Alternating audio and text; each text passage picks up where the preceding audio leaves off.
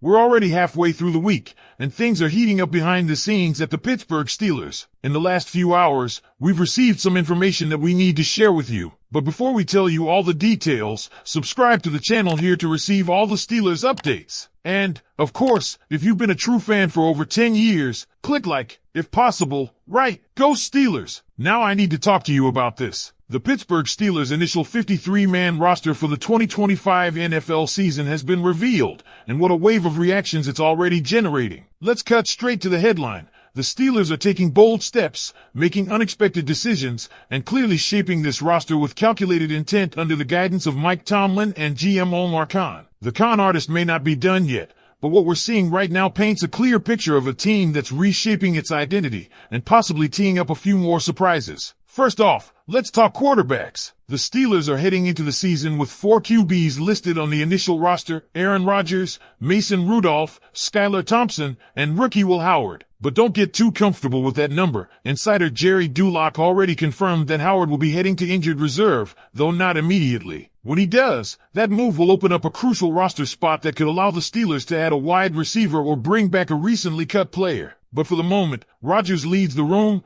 Rudolph backs him up, and Skylar Thompson, who had a strong preseason, takes on the temporary QB3 role. The real intrigue begins in Week 5, when Howard is eligible to return. Does Thompson stay? Does the rookie reclaim his spot? There's a clear developmental plan in place, and it's one to keep an eye on. At running back, the team is rolling with 3, Jaylen Warren, Kenneth Gainwell, and rookie Caleb Johnson out of Iowa. This trio makes sense. They've shown burst, versatility, and depth, and it's telling that the team opted not to carry more than 3 backs, leaving guys like Trey Sermon and Lou Nichols off the list, although there's hope at least one could return via the practice squad. Tight end? No surprises here. Jonnu Smith, Pat Freiermuth, Darnell Washington, and Connor Hayward all made the cut, with Hayward wearing the dual hat of tight end/fullback. A keynote is the team leans into more 2-back sets. Expect him to pair up with one of the 3 running backs in the backfield, giving the Steelers flexibility in both run and pass formations. The wide receiver situation is where things get really interesting. Currently, the Steelers have only 5 WRs: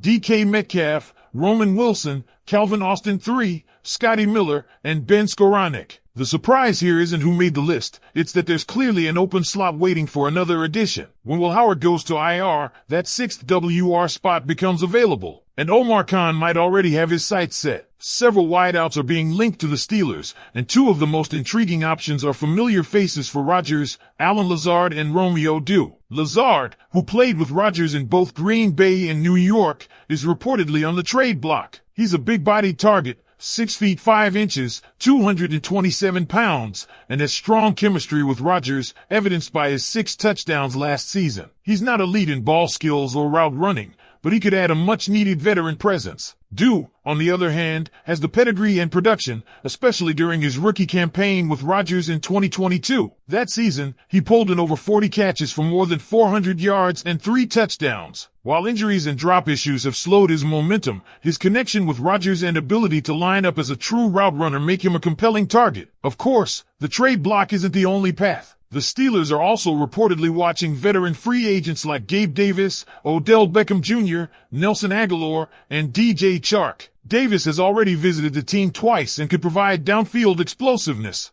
Beckham Jr. has had conversations with both the Steelers and Rodgers, although nothing has come of it yet. And Chark offers a big-bodied vertical threat similar to Metcalf, an insurance option should DK miss time. Among waiver wire targets, former Rodgers teammate Marquez Valdes-Scantling stands out. He's coming off a productive stint with the Saints, putting up 11 yards per target and 4 touchdowns in just 8 games. That's efficiency the Steelers could use, and his history with Rodgers can't be overlooked. He's not a route technician, but he brings deep speed and can stretch the field, a potential X-receiver to step in if Metcalf were to go down. Then there's Trey Palmer, a player the Steelers reportedly inquired about earlier this offseason. Fast, shifty, and tough as a run blocker, Palmer's versatility and youth could make him an ideal fit for a WR4 or WR5 role. Also on the radar is A.T. Perry, recently released by the Broncos but still only 25 and loaded with potential. Perry offers size, 6 feet 5 inches, surprising agility for his frame, and a more developed route tree than MVS,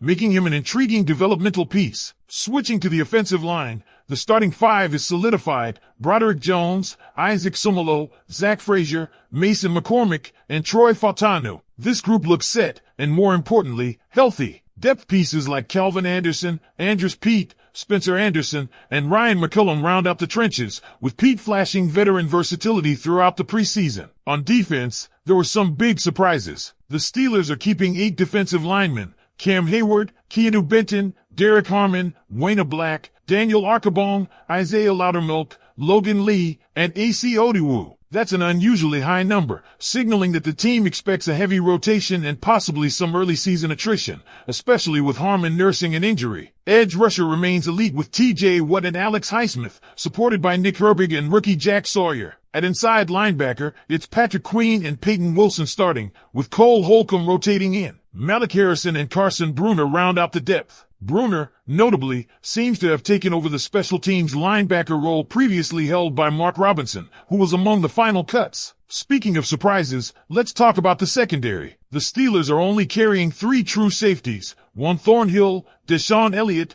and special teams ace Miles Killebrew. This indicates they may see Jalen Ramsey as more of a hybrid defender than expected. If Thornhill or Elliott go down, Ramsey might slide into a full-time safety role, which would shift Brandon Eccles or even rookie Dante Kent into more significant corner reps. Kent is one of the biggest surprises of the roster. Despite missing virtually all of training camp with a lower body injury, he made the cut over players like B. Bishop Jr., who had 4 interceptions last year. The team's high regard for Kent's offseason performance clearly played a role, suggesting they view him as a long-term asset in the slot. Ramsey's ability to flex between corner and safety adds major versatility here, a trait that could prove vital as the season unfolds. The special teams room features Chris Boswell back at kicker, Presley Harvin III winning the punter battle over Cameron Johnston, and Christian Kuntz at long snapper, despite dealing with a minor injury. Notable cuts included Robert Woods, Kashawn Williams, and B. Bishop Jr., along with a few surprises like DeMarvin Leal and Chuck Clark, the latter of whom could still return if the team doesn't find another safety or wide receiver they love. So, here's the burning question.